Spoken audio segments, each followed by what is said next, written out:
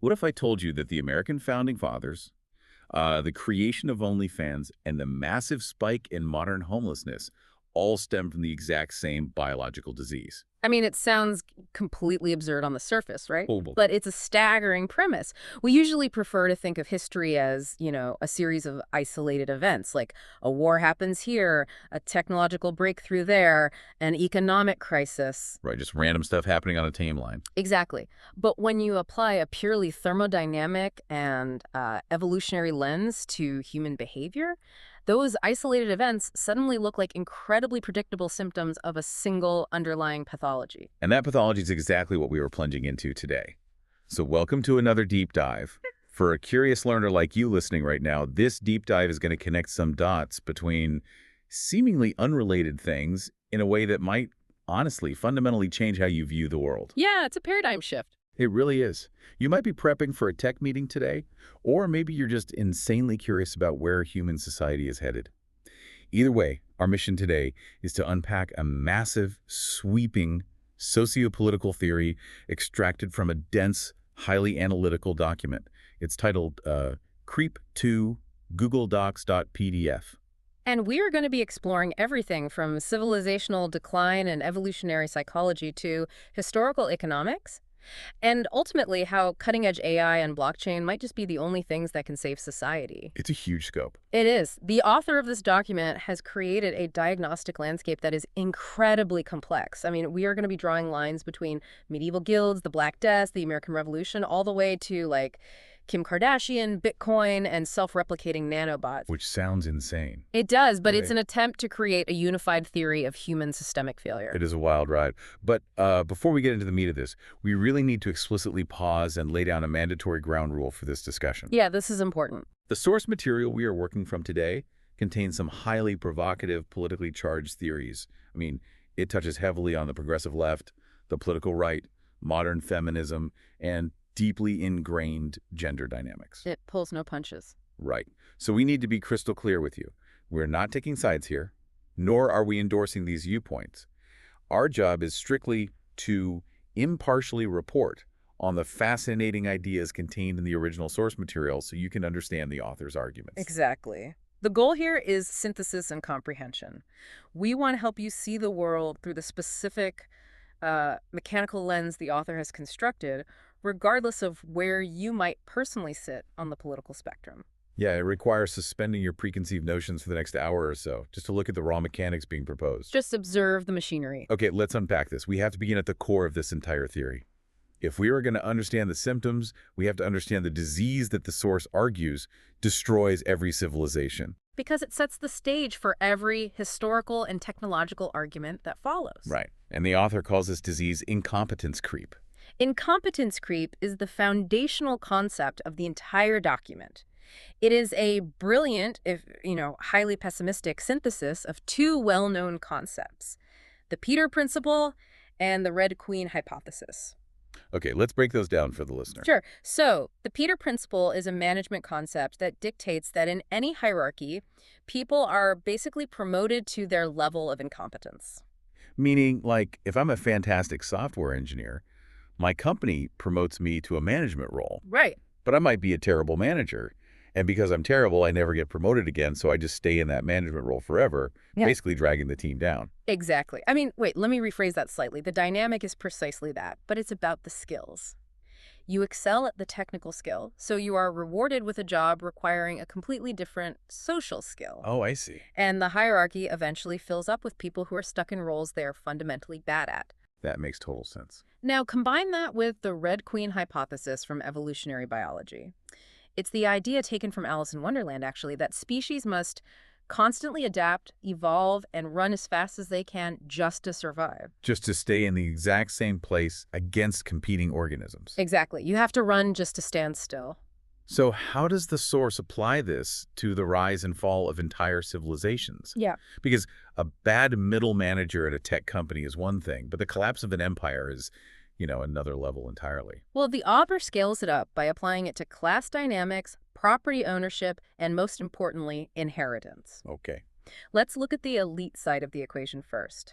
The employers, the property owners, the ruling class. Initially, a founder accumulates wealth because they actually possess the grit, the luck, or the immense competence required to build something valuable. They create a new system. Right. But as they scale up, they enter a realm of administrative complexity they often can't handle. And more critically, when they die, their heirs inherit this vast property and a deep sense of entitlement. But they rarely inherit the raw management competence of the founder. That is the tragedy of inheritance in this model. They get the wealth without the struggle that built the skills. At the same time, the Red Queen dynamic kicks in. So they have to start running. Exactly. These heirs have to constantly defend this inherited wealth from taxes, from market competition, from physical decay, and from societal envy. Right. Because they lack the evolving creative skills to generate new wealth, they stagnate.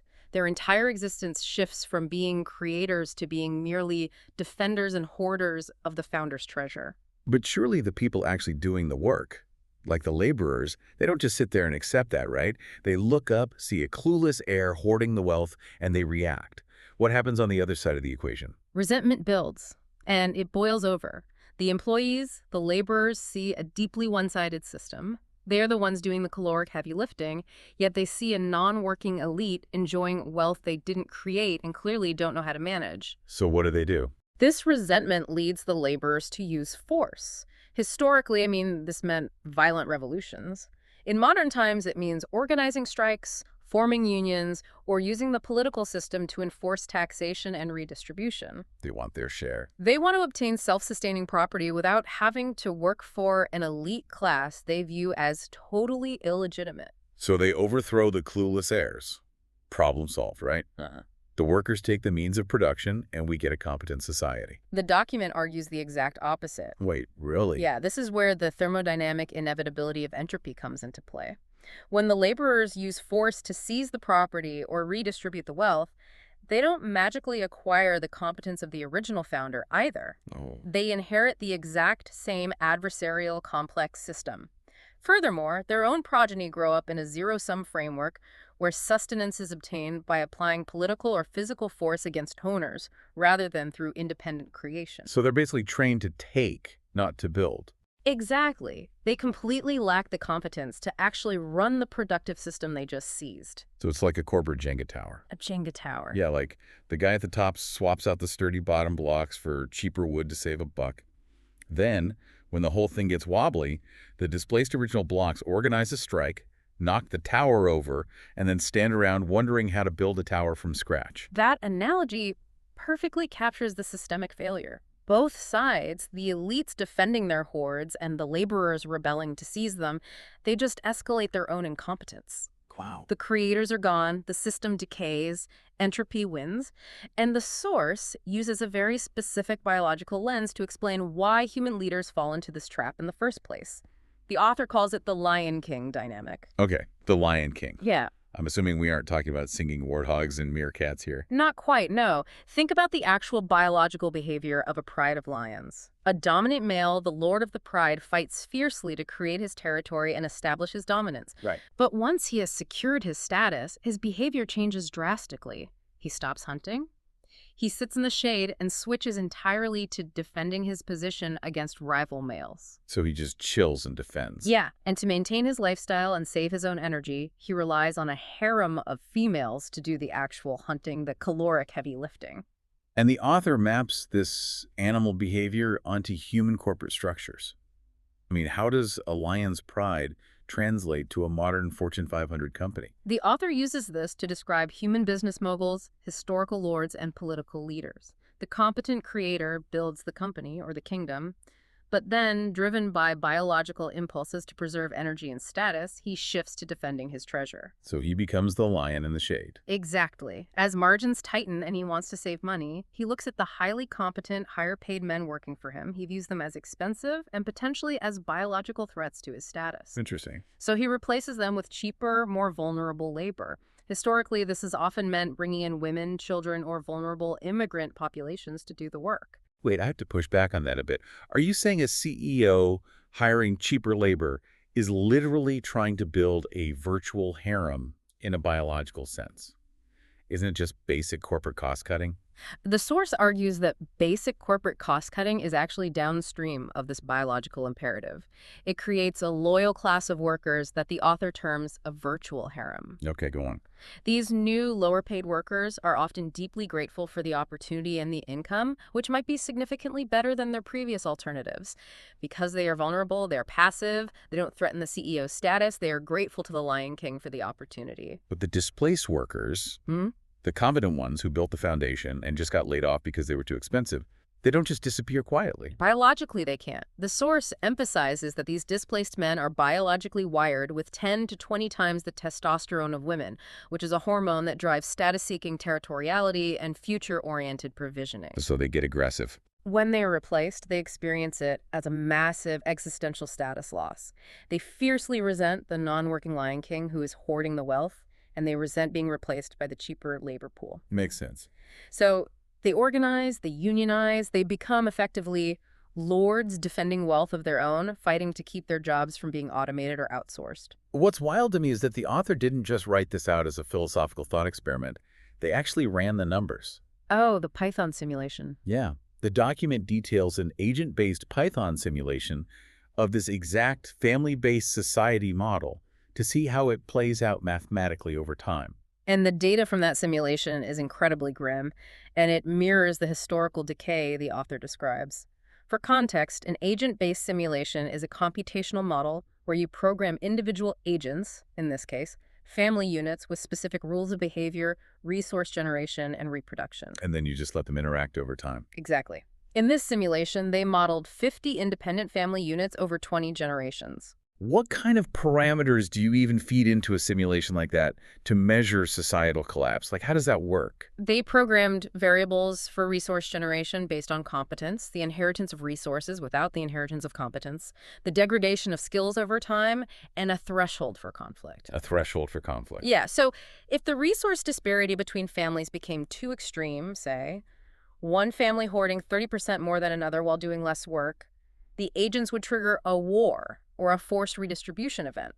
And what happened when they hit run on this virtual society? In the baseline scenario, which means purely human management, no advanced AI automation, just the raw biological dynamics we just discussed, the resources crashed with terrifying speed. How fast? The society started with roughly 77 units of overall resources. Over 20 generations, those resources plummeted to a number so close to zero it requires scientific notation. Oh boy. Specifically, 4 times 10 to the negative 144th power. That is complete and total systemic annihilation. Absolute mathematical collapse. And the conflict metric was just as telling. Out of those 20 generations, major conflict erupted in 14 of them. 14 out of 20. 14 generations out of 20 experienced systemic war or violent redistribution.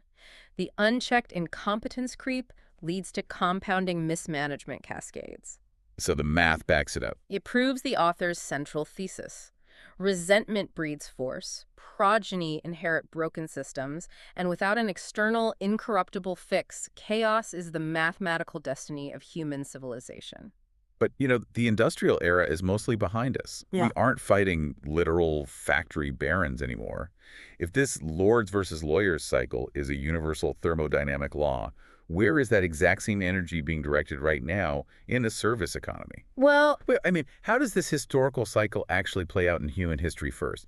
Because if incompetence creep is the underlying disease, the source argues that human history is basically just a medical chart recording the symptoms. that's a good way to put it. And it frames this through a dynamic called the lords versus lawyers cycle. Let's dig into that. Okay, so the historical pattern identified in the document is remarkably consistent across centuries.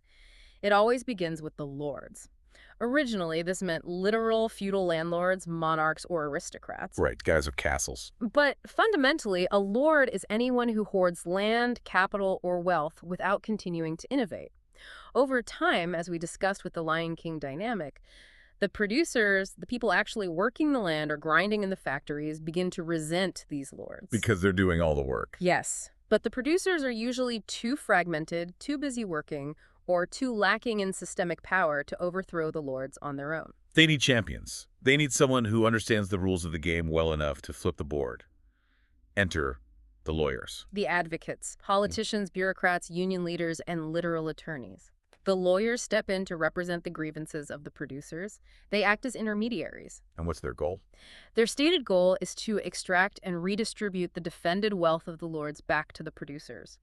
And often they are very successful at this. But there is a fatal trap in the cycle. Which is, once the lawyers succeed in tearing down the lord, they inevitably realize they control the levers of power. The liberators become the new gatekeepers. The lawyers become the new lords. The source traces this cycle incredibly far back. Let's look at the Black Death in the 14th century. How did a plague trigger a legal revolution? That seems like a stretch. Before the bubonic plague hit Europe, the system was rigid serfdom. Lords owned the land, and they practically owned the people tied to it. Labor was cheap and abundant. Land was the ultimate premium. Okay.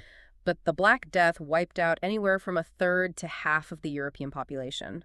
This created an extreme, unprecedented labor scarcity. Suddenly, the surviving serfs were incredibly valuable. Supply and demand. Exactly. Because there were fewer mouths to feed, food prices actually plummeted, but the value of a strong pair of hands skyrocketed. But a serf can't just walk up to a lord and demand Right. raise, right? It was literally illegal for them to leave the land. Exactly the problem. So the serfs used this new economic leverage to engage early lawyers, clerics, literate bureaucrats, and royal court advocates. The early version of a union rep. Pretty much. The lawyers used legal loopholes, petitions to the crown, and contract disputes to help the serfs break their feudal bonds. The lawyers were the battering rams that shattered the lord's monopoly on labor. Fast forward a few centuries, and the source applies this exact same lens to the founding of the United States. It frames the American Revolution not just as a fight for liberty, but entirely as a legal dispute between lords and lawyers. It is a deeply cynical but fascinating perspective. Look at the primary architects of the American Revolution. John Adams, Thomas Jefferson, Alexander Hamilton. They were predominantly lawyers or highly educated legal scholars. True. The colonists essentially hired this elite lawyer class to fire their distant overseas lord, King George III. The lawyers drafted the ultimate legal grievance, the Declaration of Independence, and led the break from the king lord. But the brutal irony the author points out is what happened after they won. They fired their lord, but they didn't dismantle the concept of lordship. Far from it. While the lawyer founding fathers liberated themselves and their clients from the king, they inherited and fiercely maintained the institution of chattel slavery in the American South. Right. The document argues they essentially stole the slave system from their former lord and kept it for themselves. The liberators immediately became oppressors. It's a really dark twist on the founding narrative. And it culminated legally in the Dred Scott decision. In 1857, the Supreme Court, which is, the ultimate assembly of the lawyer class, ruled that an enslaved person of African descent could not be a citizen and therefore could not sue for their freedom in federal court. They closed the legal loophole they used to free themselves. Exactly. The American lawyer class had essentially assumed the absolute divine right that they had previously stripped from King George. They became the absolute lords over the enslaved population. And it wasn't until another lawyer stepped in to break the cycle. Abraham Lincoln. But the text notes a crucial distinction here. Lincoln was a self-taught lawyer. He had almost no formal schooling and didn't attend an elite law school. He was an outsider to the hereditary lawyer class. Oh, that's an interesting point. Symbolically, he took all enslaved people as his collective clients, and he used the immense coercive power of the state and the military to forcefully end American slavery, effectively crushing the Southern lords. But the cycle just resets, doesn't it? Yeah. Because right after the Civil War, we hit rapid industrialization. The battlefield changes from the plantation to the factory floor. Yes, technology shifted the landscape. Rural agricultural land was devalued relative to industrial output, and millions of peasants moved to densely populated cities to work in massive factories. And to the new lords. Right. The new lords weren't aristocrats, they were urban lords. The business moguls, the robber barons, the factory owners, they exploited this massive influx of working-class peasant labor. And again, as the value of industrial products fell and owners sought to protect their margins, they looked for cheaper labor. They hired women and children to replace the men. So the displaced male laborers hired advocates. They formed labor movements. They built union castles. The unions acted as collective lawyers fighting the urban lords for the workers. But this brings up a profound point the source makes about the nature of labor itself. Okay. We tend to romanticize the progress of civilization. The text argues that civilization, at its core, is largely an ongoing, desperate project by elites to avoid brutal physical labor. Oh, wow. The author describes agriculture not as a majestic human achievement, but merely as socialized hunting and gathering. I want to pause on that because the calorie math provided in the source completely flipped my understanding of the Industrial Revolution. The caloric data is mind-blowing. If you look at prehistoric hunter-gatherers, adult males expended roughly 2,600 calories a day. It was high activity, sure, but it was balanced. There was downtime. Now contrast that with an 1880 factory worker during the height of the Industrial Revolution. That worker was burning 4,000 to 5,000 plus calories a day. That is insane. They were enduring 12 to 14-hour shifts in extreme heat, breathing coal dust, suffering repetitive strain injuries. Sustaining that level of output required substantially more calories and inflicted far more physical suffering than pre-industrial agricultural work, let alone hunter-gatherer life. So to put it bluntly, building an industrial civilization demanded a massive, exponential increase in human suffering and caloric burn. And the people at the top of the hierarchy were doing absolutely everything they could to ensure they weren't the ones burning those calories. Civilization was built on finding vulnerable labor pools to do the grueling work that the ruling class desperately wanted to avoid. Yeah. And to maintain this massive, unnatural extraction of calories, the state had to develop immense coercive power. The bureaucracy had to grow. Which brings us to the shocking paradox the text highlights regarding the Vietnam War. This part really stuck with me. So, society spends centuries using vulnerable labor to avoid farm work. In doing so, it builds these massive, wealthy states. And those states eventually develop the ultimate bureaucratic power, the power to conscript people, to force them into war. Conscription is the ultimate form of state-mandated forced labor.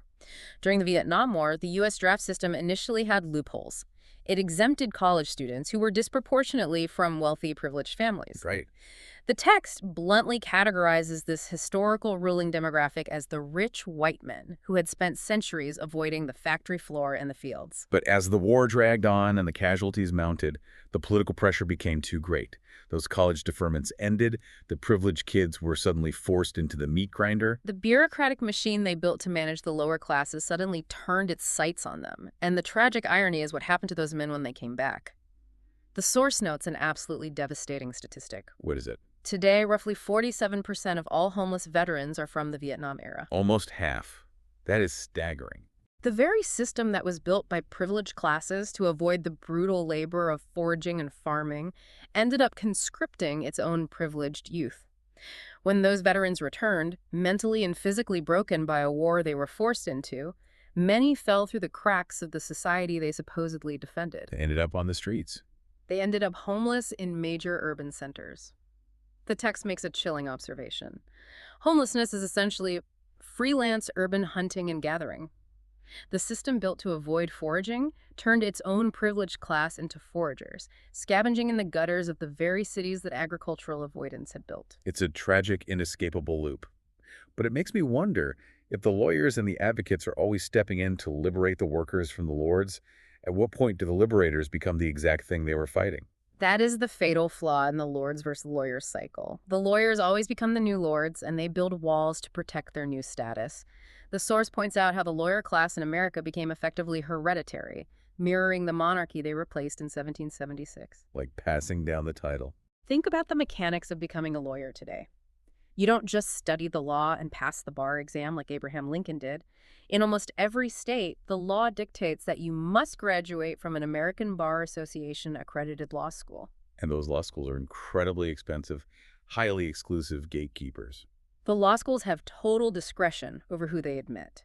And if you come from a family of lawyers, if you have the wealth for LSAT tutors, if you have the pedigree, you are astronomically more likely to be admitted. So they close the door behind them. The liberators built a walled garden to protect their own status and extract wealth from the system without having to produce tangible goods. Okay, so we've diagnosed the historical cycle from the Black Death to Vietnam. But if we aren't fighting literal factory barons or kings anymore, where is this exact same energy being directed right now? Well, the source claims this battle has moved off the factory floor and directly into our living rooms, into the household and into the university. Which is crazy to think about. The conflict has become deeply intimate. The source argues that the sexual revolution of the 1960s, combined with legal shifts, turned marriage itself into a micro-battleground for the lords versus lawyers dynamic. How so? Historically, the husband functioned as the microlord. He was the primary owner of the property, the sole provider, and the protector. The wife functioned as the microlawyer, advocating for her needs, managing the household resources, and ensuring the needs of the children were met. Which, I mean, made evolutionary and economic sense when women had far less access to education and economic power. It was a symbiotic, if fundamentally unequal, survival strategy. The microlord goes out to fight the world, the microlawyer manages the internal affairs. But then the legal rules of the game changed completely. Drastically. With the advent of reliable contraception, the mass entry of women into the workforce, and critically the creation of no-fault divorce and the modern family court system, the incentives flipped entirely. Now hold on. Isn't no-fault divorce universally recognized as a massive human rights victory? Like, it allowed people, primarily women, to escape deeply abusive or toxic marriages without having to prove infidelity or cruelty in open court. The source acknowledges the protective intent, but it argues that the systemic thermodynamic result is pure wealth extraction. Okay, explain that. Today, either party can initiate a divorce with minimal cause. Statistically, women initiate roughly 70% of all divorces. When this happens, the family courts acting as the state-backed macro lawyer step in to mediate. Right. The courts often award primary custody to the mother, and they have the power to enforce alimony and child support. The author views this as an ongoing, legally mandated extraction of the micro lord's defended wealth transferred to the micro lawyer. The source puts it pretty starkly. It makes marriage a high-risk, negative expected value contract for men. Under this framework, yes. The microlord can be stripped of his domestic authority, half his assets, and access to his children by the microlawyer, all backed by the coercive power of the state. That's a grim way to look at it. It is the ultimate expression of the lords versus lawyers war turned inward. The husband is reduced from a partner to a revenue source. And if he fails to pay the court-ordered extraction, the lawyer class can literally throw him in prison for debt. The personal becomes deeply political. And this dynamic of validation and extraction extends beyond the family unit. It bleeds right into our educational institutions. The source uses this incredible, slightly unsettling analogy, describing modern state universities as distorted beehives. It's a powerful, provocative metaphor that explains the current demographic crisis in higher education. Look at the raw data. Women now comprise 55 to 60% of all undergraduates in the United States. They are the vast majority. But the text argues that this majority dominates what it calls unscalable disciplines. These are fields focused on social critique, complaining, political activism, and moral signaling, rather than tangible, scalable production or engineering. And how does a beehive fit into a university campus? Well, in a biological beehive, the worker bees secrete a substance called royal jelly. They feed this to a chosen larva, which suppresses her standard brain development and transforms her into a queen. Right. Biology 101. The queen's only role is to be attended to instinctively seek attention rather than engaging in productive foraging. The source maps this onto the university. It argues that a few select elite males, charismatic professors, high-status administrators, and cultural influencers dispense virtual royal jelly. Virtual royal jelly being like good grades. Grades, academic validation, social capital, and ideological praise. This virtual royal jelly rewards female students for attention-seeking behaviors and ideological conformity, drawing them into a validation loop and away from objectively productive careers. So they are trained to be queens of critique rather than builders of infrastructure? Exactly. While the rest of the men on campus, the ones not dispensing the royal jelly, are just doing the grunt work. The author refers to them as the human drones. These are the young men who recognize early on that they have a very low success rate in the campus mating and validation market. They aren't the charismatic professors. They are the invisible workers. So what do? So they retreat to the tangible, objective, scalable fields where their output can't be easily politicized. They take on the actual worker duties. Let me guess, STEM fields. The data backs this up. Despite being a minority on campus, men still earn roughly 77% of computer science degrees and 76% of engineering degrees. They are quietly building the actual digital and physical infrastructure that keeps society running, while the validation economy dominates the culture above them. But an economy built entirely on validation and critique isn't sustainable. Eventually, the bill comes due. And we are seeing a massive market correction happening right now. Here's where it gets really interesting, because the source uses Kim Kardashian and OnlyFans to make a profound economic point about how this cycle resolves itself. It is the ultimate pop culture irony. Let's look at Kim Kardashian. The source describes her as the undisputed queen of this validation economy. Okay. But look at her lineage. She was born to Robert Kardashian, a highly famous, incredibly wealthy lawyer. She was literally born into American royal lawyer class. Her immense fame, which was built largely on an explicit tape and a reality show, is pure distilled validation capital. She's the product of the modern hive. Exactly. I mean, that is the core of it. And yet, what did she do with that massive validation capital? She used it to accelerate her own entry back into the lawyer class by studying for the bar exam and engaging in prison reform advocacy. She is the lords versus lawyers cycle personified. She leveraged validation to become an advocate. But not everyone is born to Robert Kardashian. OnlyFans is the downstream consequence for the thousands of women who went through the university hive but aren't royalty. Right. The university validation mill produced a massive cohort of credentialed women who were trained to expect sustained status, high incomes, and constant validation. But the macroeconomic market for unscalable critique is saturated. Because there aren't enough jobs. There simply aren't enough high-paying HR or advocacy jobs for all of them. So highly educated women, including those with master's degrees, nursing licenses, and even legal careers, are skipping the institutional gatekeepers entirely. By going online. They are migrating to platforms like OnlyFans to directly monetize their appearance and their validation capital. The source views this not as a moral failing, but as a blunt, inevitable market correction.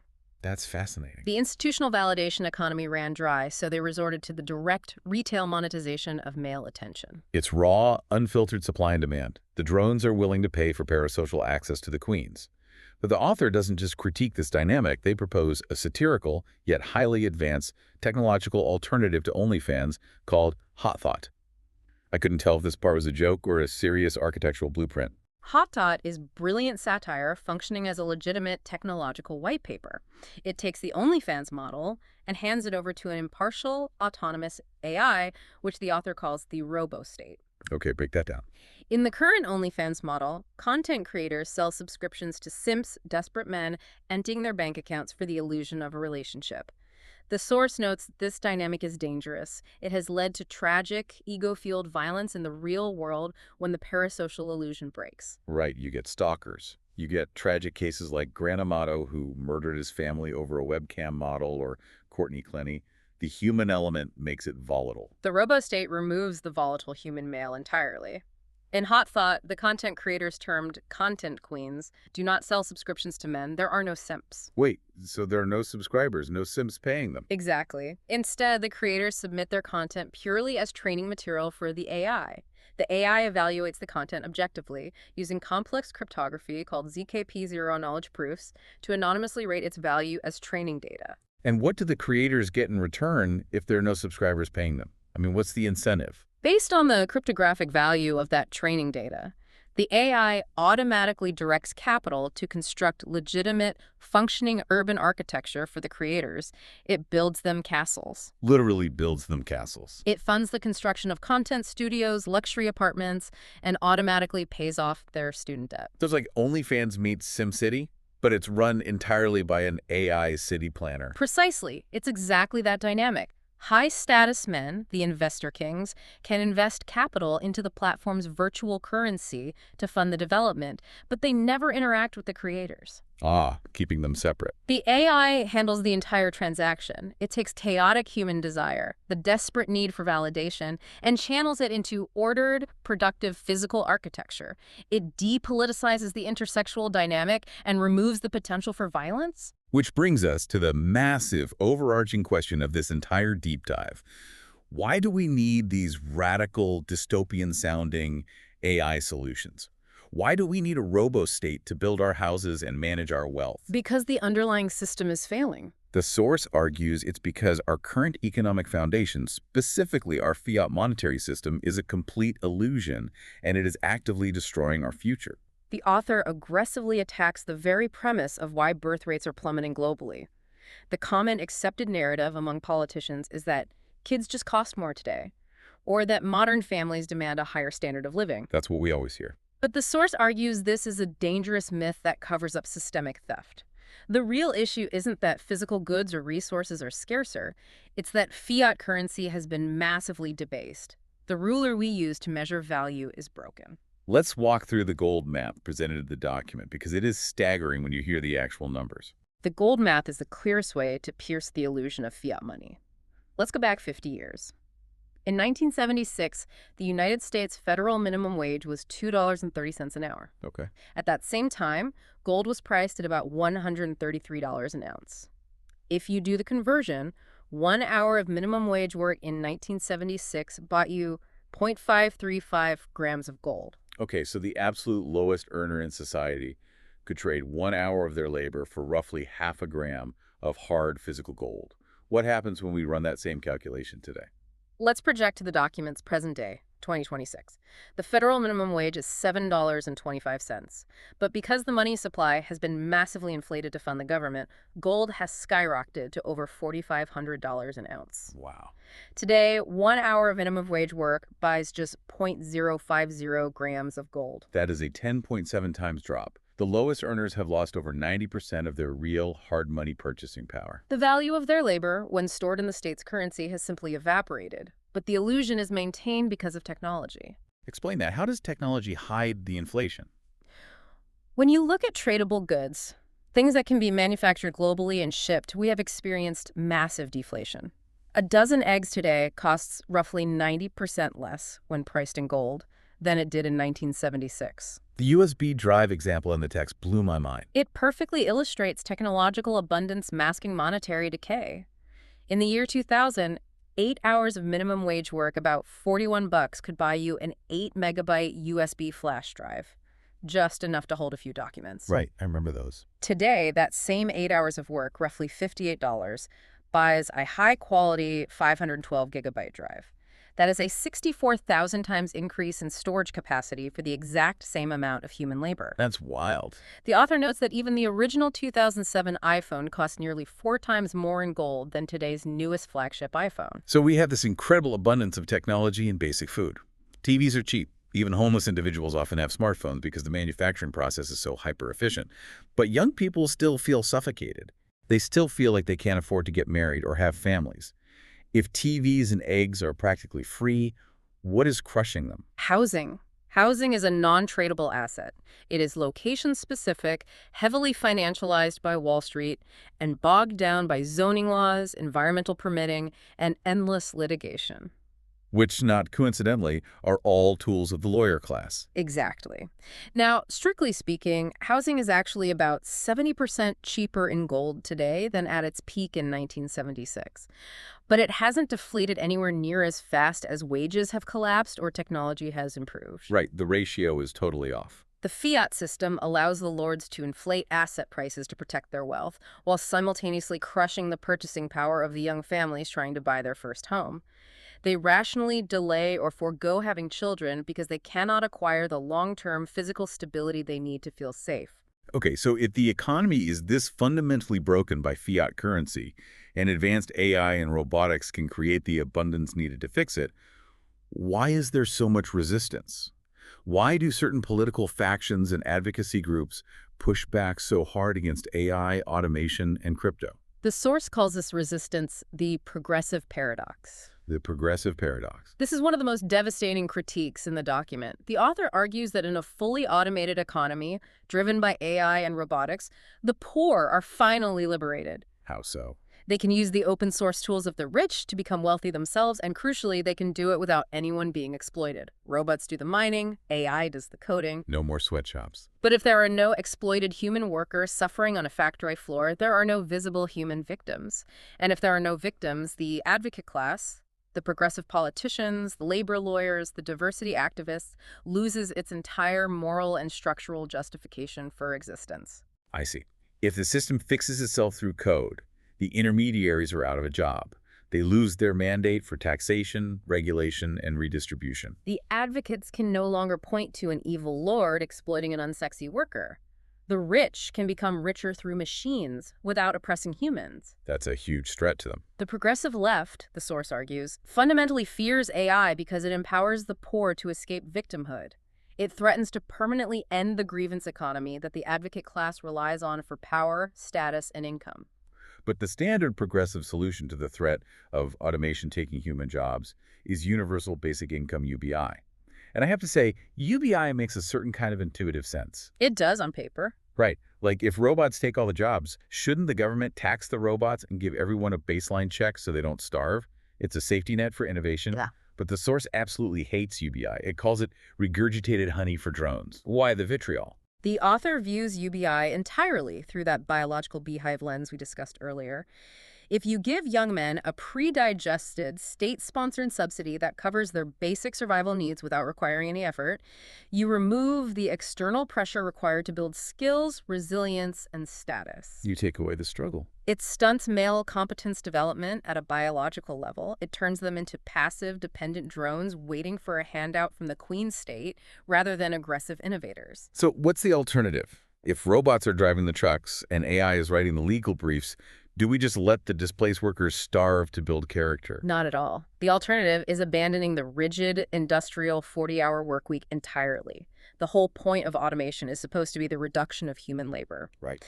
The authors suggest that high-testosterone men who are biologically wired for creation and risk-taking thrive when they have purpose. If you free them from the daily drudgery of paying off survival debt, because agricultural robots and nanobot factories have made basic living incredibly cheap, they don't need a UBI check. What do they do instead? They can drive a massive innovation revolution by working intensely for just 5 hours a week. The rest of their time can be spent on family, community, or high-risk, high-reward creative pursuits. But how do they get the skills to innovate if the current education system is just a validation beehive? If college is just a place to get royal jelly, how do we actually train people to be competent? The source proposes a radical vocational solution. It argues we should completely scrap the modern model of 12 to 16 years of abstract, generalized schooling. Which is pretty much all we know. Stuffing kids into classrooms to learn algebra and history facts they will simply ask an AI for later is a waste of human potential. Instead, we should return to a highly modernized version of medieval guild-style apprenticeships. Like blacksmiths and stonemasons. That feels like a massive step backward into the Dark Ages. The structure of the apprenticeship, not the technology. In the Middle Ages, an apprenticeship typically started around age 12 and lasted anywhere from 5 to 9 years. It was immersive, hands-on, and delivered real marketable competence early in life. Okay, that makes more sense. The apprentice lived in a family-like setting with a master, contributing productive labor while learning the trade.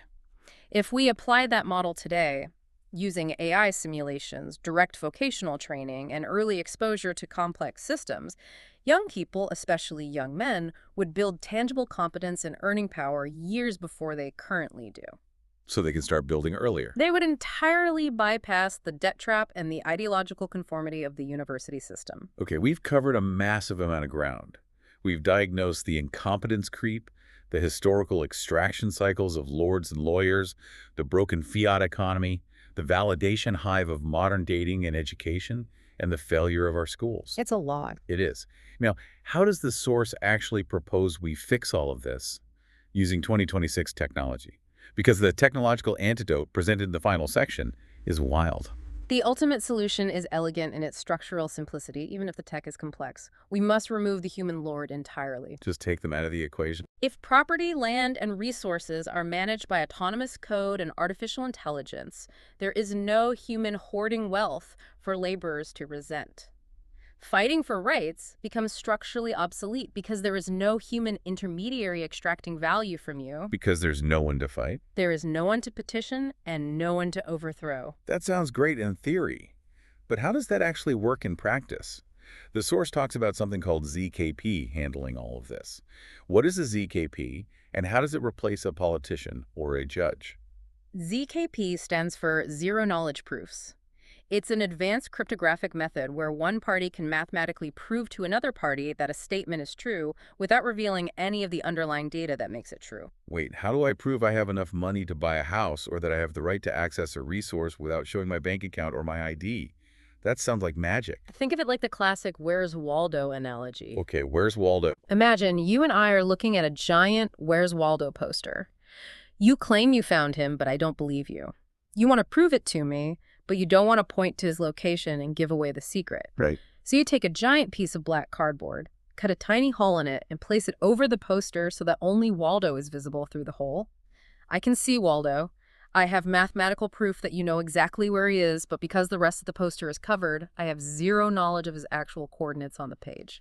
So I proved the truth without revealing the context. Exactly. Now apply that to society. Imagine an AI agent representing your family in a decentralized digital environment the author calls a multbook. A molt book. Your agent needs to negotiate for land or resources. Using specific ZKP algorithms like ZK-SNARKs or ZK-STARKs, your agent can prove to the network, my family has a verified need for X resources, and we possess the required cryptographic funds to pay for it, Right. without ever revealing your identity, your exact net worth, your location, or your political affiliations. So it's completely anonymous, entirely private, and mathematically verifiable. Completely. The AI agents negotiate seamlessly with other agents to allocate resources. There are no human emotions involved, no racial biases, no political favoritism, no nepotism. And what happens to the conflict? When the author ran this ZKP integrated AI agent model in their Python simulation, the results were astounding. Remember, the baseline simulation had 14 massive conflicts over 20 generations. Yeah, total chaos. When they introduced ZKPs to handle the anonymous resource distribution, conflicts dropped to just 4 out of 20 generations. The absolute privacy and mathematical verifiability completely short-circuited the envy and resentment that historically causes wars. But how do people actually get paid in this utopia if there are no human employers to hand out paychecks and no fiat money printed by a central bank? Let's break down the CLEP model, the competence-linked equity payroll. This is a brilliant economic loop designed to kill fiat debasement once and for all. Instead of being paid a fixed salary in a degrading fiat currency, workers are paid in dynamically generated equity shares of the specific company or project they work for. Oh, wow. And those shares are proportional to their verifiable daily output. Okay, that sounds fair. But practically speaking, I can't buy groceries with a fractional share of a tech startup or a plumbing company. Like, Kroger doesn't accept equity in Bob's Plumbing. That's where the blockchain technology bridges the gap to the physical world. Say you go to Kroger and buy $50 worth of groceries. When you go to pay, you tap your phone. Just tap it. Your smart wallet uses a Bitcoin oracle, which is basically an API that securely feeds real-world data onto the blockchain to instantly value your earned equity shares against a hard, neutral monetary network. Oh, that's smart. The smart contract calculates exactly how many of your shares equal $50 in real time, automatically liquidates them into a stable coin on the back end, and pays Kroger instantly. Wow. So I never hold cash. I'm never exposed to inflation. My wages are literally tied directly to the success of my company and my own verifiable competence. And it's instant. If I work hard and the company does well, my purchasing power automatically goes up, and the technology makes it as liquid as a debit card. It completely averts fiat debasement. You are your own bank. And it gets even better when you introduce dynamic credit. What's dynamic credit? Let's say you want to buy a car or start a business and you need a loan. You don't go to a bank. You don't sit in front of a loan officer who judges your credit score. Thank God. Your own AI agent looks at your verifiable past competence and calculates the projected future value of your equity generation. It then grants you a capital advance against your own future output. And how do I pay it back? The smart contract simply diverts a small percentage of your future shares to repay the advance over time. It completely removes the banking cartel, the interest rate manipulations, and the entire debt serfdom trap. You are underwritten solely by your own mathematically proven competence. That handles the digital and economic side. But what about the physical world? We can't live inside a blockchain. We still need houses, roads, and physical infrastructure. The physical layer is just as radical as the digital layer. The author conceived of fully autonomous robots building houses automatically. They use satellite data to locate viable land, purchase it via smart contracts, and build the physical structure. And how do I get the keys? The front door of that house is literally locked by a smart contract. To unlock the house and legally claim ownership, you simply send a specific amount of Bitcoin to the house's unique cryptographic address. Okay, but cryptography is unforgiving. What if I mistype the address and send my life savings to a void on the blockchain? I just lose my house. The author accounted for human error. The system would use fuzzy matching algorithms or human-readable addresses similar to an ENS domain today, where your address is, smithfamily.eth instead of a string of 64 random numbers. Oh, like a web address. Yes, to correct typos and ensure the funds reach the right contract. It creates an unstoppable mode of decentralized real estate development, entirely bypassing zoning boards, human banks, and human developers. And the final piece of the puzzle? The absolute edge of the sci-fi spectrum. Nanobot hives. Taking the automation down to the molecular level, the source envisions DNA-based, self-replicating nanobots acting as a hive of microscopic 3D printers. That's wild. Imagine computerized Lego blocks, each containing a full computational engine that can assemble physical assets atom by atom. They can replicate exponentially and build complex structures, medicines, or technologies from raw elemental materials. That's basically magic. It is the ultimate realization of automated post-scarcity abundance. If we connect this to the bigger picture, what the author is really proposing is the complete and total depoliticization of daily life. Code replaces politics. Smart contracts replace family courts and divorce lawyers. Autonomous AI agents replace senators and bureaucrats. The vision is total systemic replacement.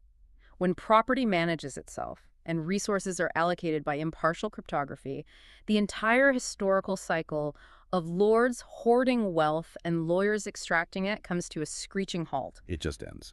Wealth remains permanently tied to competence, and human energy is finally freed from the exhausting, centuries-long burden of political grievance and warfare. Well, whether you are prepping for a tech meeting on decentralized finance, or you are just intensely curious about sociology and where this crazy world is heading, this deep dive provides a radical new lens on your life. It really does. It changes how you look at the fiat value of your paycheck, Yeah. the real purpose of your education, and the app sitting on your phone right now. It shows how tying wealth directly to verifiable competence through immutable code might just be the only way to save democracy from its own thermodynamic decay. That's the ultimate takeaway. So, what does this all mean for you and me? We've explored a world where we successfully hand over all property management, legal mediation, and resource allocation to hyper-competent AI agents to save us from our own human incompetence creep. Yeah. But I want to leave you with a chilling thought that wasn't explicitly answered in the text. We are building these AI agents to eliminate entropy, friction, and inefficiency at all costs. But what happens if those perfect hyperlogical AI agents eventually calculate that human intervention itself is the ultimate form of entropy? Oh, man. Could our perfect self-managing smart contracts one day lock us out of our own robot-built houses simply because keeping unpredictable, emotional humans outside is the most mathematically efficient way to protect the property? It is the ultimate paradox. In our desperation to build a flawless system for an imperfect species, we might design a system that realizes it doesn't need us at all. Something to mull over the next time you tap your phone to pay for groceries. Keep questioning the systems around you, and remember, sometimes the engine doesn't break all at once. Sometimes it just slowly forgets what it was built to do. Until next time.